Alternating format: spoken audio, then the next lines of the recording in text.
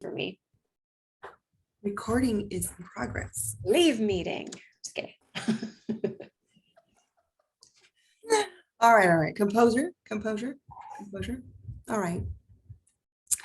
So hello, Night Owl fans. I am Sarah Reeves here with my favorite owl, Jennifer Trevino. Yay! So everybody knows Jennifer. Everybody's seen her face, and we know that she's helped a lot with the podcast, but we've never really understood or got to meet her. So we're going to ask her the famous questions, right? And get to know her just a little bit more and see where we're going to go from there. So Jennifer, let's start with a simple one. So what drew you to the night owl? What drew me to the night owl? I actually was taking a tour. It was Friday the 13th of 2018, I believe. I was taking a tour with Haunted ATX where you can rent out the hearse for you and 6 or 7 people, and you just get driven from haunted location to haunted location. And Allie, who's actually featured in the Clay Pit series, was our tour guide. And she mentioned it, I think, at the tavern. She mentioned the Night Owl podcast. And I was like, oh, I love podcasts. But I didn't really pay attention to the name. And I was like, I'm not going to remember that, whatever. Move along. Let's just keep going with the tour. And then we went to the Clay Pit on that same tour a little bit later. And Stephen and Alexis were actually there wrapping up the investigation. And they had business cards that they handed out to people. So I was like, okay, now I'm definitely going to remember. I have the card in my hand. And I went home and I started listening to it. At that time, I think there were 5, maybe 6 episodes out. So kind of an early adopter on that one and finding it fairly early on in its infancy, I suppose. And that's kind of what drew me into the show. We were in our baby stage, we were 5. And man, if he was still at the Clay Pit, yeah, we were. So what kind of drew you to get involved with the show after that? How did that happen? I'm always curious how you kind of got on. Yeah, because I'm the outlier. I'm the one that just kind of came from nowhere, right? But I know, kind of like you, I came from an email. Well, I met you at Pioneer Farms the very first time that we did a Pioneer Farms event. I know you were doing the merch out there and stuff. So that was the first time I met you. That was my first event, officially with the team. I came from an email, very similar to you. I sent an email after listening to it and I was like, hey, this is really great. And like I said, it was really early on and not too many people that I knew about it. And I started telling people about it and was like, you know what, I feel like I can help this. I feel like I can do some good. I loved it. I still do. It's my favorite podcast. So I was like, let me get out there. Let me see if he'll let me help. So I sent Stephen an email and was like, hey, if you need any help, just let me know. I would love to help you grow the show if at all possible. And I started hanging flyers. I think that's the first thing that they allowed me to do. I met Stephen and Tao together at a restaurant, one of their favorite restaurants, because they had to make sure I wasn't crazy, to make sure I wasn't going to the crazy murder him. Yeah, I wasn't one of the stalker fans. So I went and they were just like, hey, here are the posters. We need these hung. And it was for that storytellers event at Pioneer Farms. That's right. So I had a list of the coffee shops and I ran around and kind of hung them up everywhere. And the next thing I was asked to do was to come on and actually help at the merch table, which is the night that I met you at Pioneer. And nobody knew you were there because this is back when you were still very incognito. Nobody knew my face. You couldn't see your face. Well, he didn't even say that you were there. So, Sarah's here tonight, but I'm not going to tell you where. And I think certain fans heard your voice and were like, they knew that was you. But yeah, that was my first event. And then from there, it just kind of morphed into editing and doing the merchandise and running the fan page and doing Patreon and ghostwriting. You started the fan page I think Facebook, instantly on Facebook. Yeah, that's kind of cool. So tell me, what's the favorite part about working on the show?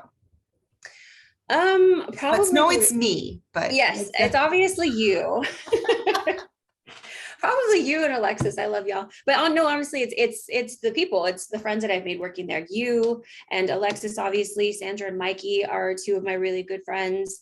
I think that's probably been the best part. It's fun to be part of the events and it's fun to get to attend the events and meet everybody and all the fans who are super into it, just like I am, because I'm still a fan at the end of the day.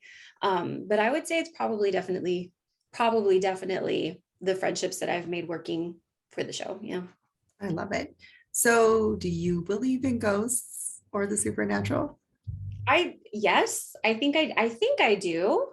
It's a question mark. Sure I do. I know people like yourself and others who have who have gifts and who have talents and who are, readers and clairvoyant and psychic and have all these special gifts that I can't even begin to comprehend.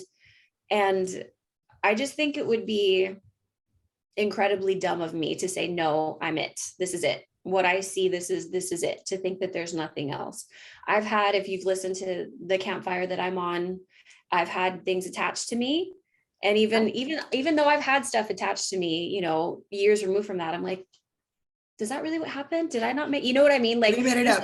You start to second guess it. Like, I know those things happened, but then I'm like, well, did it? So I want to say that I believe, and I was with you the first time I ever actually saw a ghost at Pioneer I Farms. know, that was You got to cool, witness right? that. I was so excited. I was like, ooh, that's not there. That was Yay. what I was like, no, Sarah, that one right there. You're like, yeah, that person's not there. I was Not like, there. oh, oops. That was a lot of So fun to see that, I had an impact and influence of being able to go look at those things you can see, right? It's kind of fun. And to watch yeah. you go through that was really neat for me. I enjoy that. Because it always validates the fact that I'm not crazy. Well, Right? and that's, I was like, no, like that person right there. And I was trying to get you to see that it was a real person. And you were like, no. And it wasn't. It was literally like a shadow figure to me walking anyway. So I guess the answer is yes, I do, but cautiously so. I want to question what I'm being told and even what I'm seeing. I don't want to automatically jump to, oh, that was a spirit. You know what I mean? Beautiful. Maybe it was a squirrel on the roof. I don't know. You know what I Well, mean? Like, I still do the same thing. I still validate and see, is it really yeah. that? Or let's go look and check it out. Because even sometimes I don't even think I'm right sometimes. And then I'm like, no, I'm right. That's amazing. Yeah. So tell me what your favorite episode is, your favorite series. Ooh, I think if I had to pick one, just one, like my series, I'd probably say The Tavern. I Ooh, think that's my favorite one because it ties in like my love of supernatural, paranormal, but also my love of true crime, where they just intersect perfectly. And I love the story where it's a mom wanting to protect her daughter and trying, she wasn't able to in life, so she's trying to in death. And like it's beautiful. I really love that. And it resonates with me having such a great relationship with my own mother. And I don't know, it's just a really great story. And I also like it because you got scared in that episode where she kind of like appeared in the crawl space and you were like, oh my God, that scared the shit out of me. I was like, cool, I'm not the only one who gets scared. Like even clairvoyants who see things can still get freaked out. So I think that's my favorite. we still do. We get freaked out quite a bit. Yeah. It's kind of fun, Probably more right? so because you can actually see everything. Like, ooh, It's just not fun sometimes. Not fun. yeah, Not fun. imagine so. So which haunted location was your favorite to visit? Because I know you've been to like multiple ones. So the ones that we've been to, which one's your favorite? I would say, I think it's a cliche answer. I think everybody has said this, but it's Pioneer Farms for me. And I think that's because that's where I first met you. That's where I had my first like official event with the podcast. And actually, if you listen back to like the credits, I was first mentioned as part of the In the team credits. on episode 1 of Pioneer Farms. Yeah. And that's just where we've had so many really cool events. We've had the campouts there, we've had the tours out there, we've had a number of events out there, and it's just really calm. It's really peaceful. I love the animals. The feeling in the Tonkawa encampment is just incredible, and then getting to hear the water running, it's just beautiful. I would say that's my favorite. Yeah, definitely. I'm gonna say that one. Hands down. I like it when we get to sit in those chairs at the barn and just hang out. Yes, it is rock. I love a good rocking And chair. just a good rock. I love it. It's still Pioneer Farms is also one of my favorite places that I like going to. So it's just hands down probably one of the best places to just be out there and be myself. So it's really fun. What's your favorite horror movie? Oh, I hate this question because I ask everybody else and then I don't have an answer myself. Ah, I would say if we're going traditional horror, I think The Exorcist is my favorite horror film. okay. That's the first movie. I think I saw that movie when I was like 7. I don't know why, but I'm pretty sure I saw that movie. Traumatized forever. Not even traumatized, but just like super interested forever. I have a statue. I'm not going to show it, but I have a little figurine of Pazuzu that's in the house, which my mom is always like, why do you have that in here? And I'm like, I like it. I think it's cute. Cute. That's cute. there's so many quotable lines from that movie too that I use pretty much in everyday life, you know, any slight inconvenience. I'm like, why you do this to me, Demi? You Oh, know you what I mean? do Like this I to just, me. I just really love The Exorcist. I'm gonna say Love that's it. my favorite. So fun fact that some fans aren't going to know is that you actually drive around with a Chucky doll in your car. Yeah, he's not there right now. I needed him for my move down to San Antonio, but I needed the space. I mean, but yeah, I think I took him for a photo shoot that a friend of mine was doing once, and I had like a leather jacket, and I remember thinking that I looked like Tiffany from the Chucky From the series. Chucky series. And so I took the doll with me and we got a few pictures of me holding him. And then I just left it in the car for so long that I was like, whatever. And I put a seatbelt on him and he ended up driving around with me. He's made people, like children specifically, cry at HEB. He's made adults like do like, wait a minute, double takes. And then there's people like you who see it and you're like, okay, you're my kind of person. This is why we're friends. Yeah, I loved it. You know, like, you know, again, the fun fact, that's my daughter's Oh, favorite I didn't know movie that. series and everything. So I grew up, or she grew up with a life-size Chucky doll that she would drag around because it was her size, right? She was dragging it around everywhere. And then I know my family members just absolutely hated it. And that doll just mysteriously disappeared one day, right? So we got her Oh, one years later when she was older as an adult. I got her another one. And I yeah. remember she saw it and she cried. And I was like, oh my God. And I remember her fiance was just like, seriously, you're crying for a Chucky doll? She's like, yes, it's so great. We're So friends to the end. best friends till the end, right? That was like the best thing. So I love it. I love that. That was like the first thing that jumped out at me when I saw your car. And I was like, oh my God, yes, she's my people. Yeah. Love it. And I now love there's it. it. Vincent Price is hanging from my rear view now. He's in there too. We're just slowly turning it into a horror themed ride. Dude, whatever works, right? If we can reach out to like Pimp My Ride and make it horror style, Oh my beautiful. Like gosh. Get I exhibit would out love to here. see you. That's my ride. That's right. Would love to see you That'd doing that. be cool.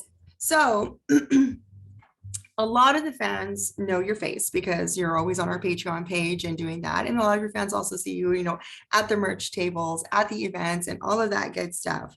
So it's really sad for me to find out that you are actually going to be leaving the show. You're Yeah. actually be leaving the show. Yes. So our little owl thrown out of the nest a little bit, like go Bye. fly, go do your thing. So Yeah. I'm really, really sad. And you and I have been, you know, friends for a long time now. And for me to tell you, and I always have told you that you have always been the heart of our show. So you kept us all together. You've made sure that we actually, you know, stayed friends and went to movies and got together and chit chatted and laughed and created the team environment between all of us. So just know that I know you're leaving. I'm really sad about it. And just know that your work, especially on this podcast for the last 4 years, is greatly appreciated by me because without you, we wouldn't really be able to function very well. Okay, so we're going to miss you Thank quite a you. bit. So I love you dearly. But there you are, our podcast fans meeting the owl and saying farewell to our owl, Jennifer. I'll see y'all around. I'll still be listening. I'll still be lurking around. So if anybody needs to reach out to me, you still can.